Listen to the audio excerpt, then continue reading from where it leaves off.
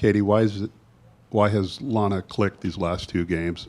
Beyond just coming off the bench, what is it? I don't know. What has allowed her to do that? I mean, what does she say? I think, yeah, I believe that. I think, I just kind of pulled her to the side the other day, and I was like, just quit thinking about scoring. Can control what you can control. Focus on rebounding. Focus on playing defense. You're one of the best screeners on our ball club. Do those things, and then everything else is going to come together. I think she was starting to put too much pressure on herself to score the basketball, and just kind of let the game come to her a little bit. How much time and effort did she put into free throw shooting in the offseason? We shot a lot of free throws. And then when she goes 0 for 2 to start, I'm like, the hell was I doing chasing all those rebounds down? No, she's they all have, and KP too, right? It's those two put a lot of work in the off season, trying to become better shooters overall. But that was a huge focus for Lana. She just got fouled too many times. Got to take advantage of it. These last two games, Madison has 10 threes. Is this a byproduct of being just a little bit more aggressive? And is this what you kind of need from her now? 100%. We need it from her every game. But I think intentionally, our group is doing a better job of trying to find her, set screens for her, find her in the trail.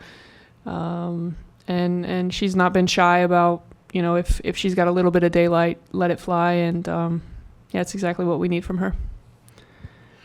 In Tara, she seems to just give you something in every little category. Yeah, a lot of headaches, too. No, I'm kidding. No, she does. She just kind of, you look down at the end of the game and you're like, wow, like she just can kind of fill the stat sheet up. It really was that in that second quarter, I thought we went on a 15-0 run, and I thought Ave did a good job. It was like 2.5 minutes to feel like Ave did a good job of keeping their big off the glass. Madison cleaned it up, and then I felt like every time Tara was getting a defensive rebound to lead in transition, whether she was getting to the paint and scoring or I think she kicked it to Tay one time to Kiki in the trail. Good things can happen when she is aggressive on the defensive glass like this. That for us. I think it's 81 points off the bench the last two games. Yeah. What's that say about your team right now? Yeah, I think that's something we thought we'd have. Some points off the bench. Obviously, Lana's scoring the ball off the bench the last two games. Taylor getting some more run as a scoring point guard. Kenna comes in and two seconds in the game, she's got her feet set, knocking down shots. Naya's starting to see the ball go through the rim a little bit. So I think that's just the makeup of our team. I don't know that, I think, between Ela and Kiki, you kind of expect one of them to kind of get to double figures, if not both of them. And then it's probably going to be one of those, game by game, let's get it done by committee kind of group. Coach, and sorry, I'm loud. Sorry. It's okay.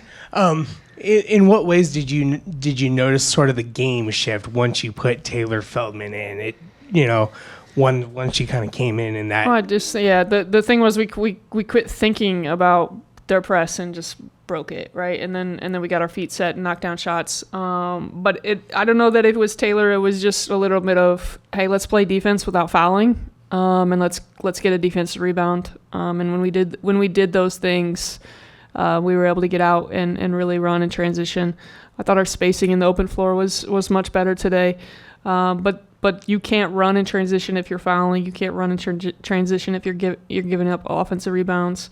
And that's why the third quarter was such a stagnant. In the start of the fourth quarter was so slow and stagnant because we're fouling. They're shooting free throws. They're getting their defense set. So we've got to do a better job cleaning that up. How do you address that in the film? Like, what are some tendencies maybe you saw? Film doesn't lie. Yeah, but I thought there was some complacency a little bit from us. Not quite finishing possessions out, or give Howard credit. They just put it down and drove it down our throat. I thought Stewart really got her pull-up game going, and so when the ball's going through the net, it's hard to run in transition there, but. Dropping hips, giving straight line drives, not finishing possessions, not rotating the right way. Like I said, tape doesn't lie, and it's something we got to continue to build on and get better. 6 turnovers in that first quarter, 8 for the rest of the game. In what ways do you feel like you were just able to take care of the ball a lot more? Do you think it was a mental thing, or I do. I think it's just like just focus. I think we turned it over twice to start the third quarter too against their press, and just little things that we can't afford to do because we're never going to be good enough to have moments like that. So just mental focus, maybe thinking too much, and like I said, we'll watch the film and try to clean those things up. Coach, back-to-back wins after back-to-back losses. What were the takeaways from those 2 games, and how have you seen the team respond to put wins together back-to-back? Yeah, I think Purdue Fort Wayne, we didn't play well. We didn't play well. I didn't coach well. It was a really, really shitty game all around, and still had a chance to win. So we went back to the drawing board, kind of cleaned things up, fixed things a little bit, tried to take a little bit more control of the offense, and then. Kentucky, I thought we executed really well. I even looked back at Ian one time during the game. I was like, wow, it's 30 points. I never felt like in the moment it was that big of a gap, just because I thought we were playing better than we had it showed at Purdue Fort Wayne. And then the last 2 games, just kind of staying with it. Miami High is a really good ball club. They're well coached. They run good stuff. Their post players picking and popping put us in a blender sometimes, and we were able to finish the game. And then tonight, just having some confidence. What did we make? 12 threes the other night? 11 threes the other night, and just having some confidence seeing the ball go through the net. But I thought our crowd tonight was huge, or this afternoon it was huge. I was kind of nervous about a 12 o'clock game on a Wednesday before Thanksgiving, but luckily for us, we gave them something to be excited about in that first half. You talked a little bit about maybe some complacency in the second half. You guys had that 22-0 run between the first and second quarter. This was the first time probably in 2 years where it felt like you guys got a lead and didn't allow the other team to come back into it. Yeah. What do you attribute that to?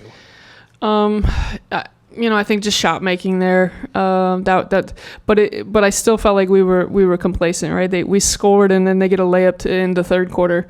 Then I think it's a simple dribble handoff, and Tay and Kiki just don't communicate with it, and just little things that we just can't afford to do. And you would hope by game 6 those things are cleaned up and you're finishing the ball game, but it's not. And for us, we can go back to the film and really try to hone in on those little things so we're not there, and we don't put ourselves in those positions again against really good teams.